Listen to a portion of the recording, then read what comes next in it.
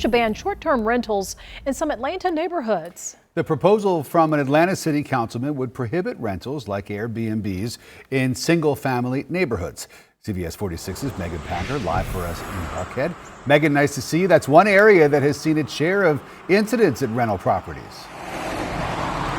Rick, you know, on one hand, you have neighbors who are fed up with parties and crime next door. On the other hand, you have Airbnb and other hosts who need that income, they say. Now, this Atlanta City Councilman making this proposal says he is trying to get this conversation going again to talk about how to regulate these rentals. Wild parties. I mean, you know, valet parking, cover charges, live music until all hours. Atlanta City Councilman Howard Shook rattles off issues he's heard about with rental properties. You know, drug, gun, alcohol use out on the street.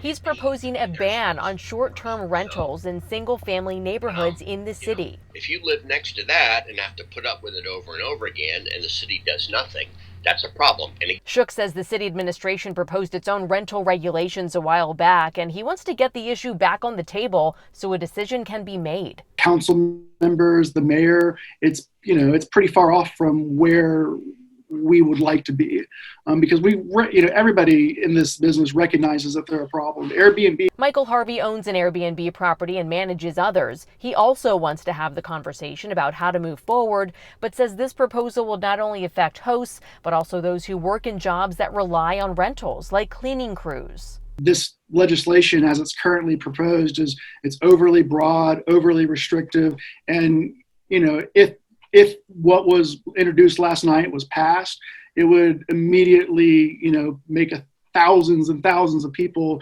would now be operating illegal Airbnbs.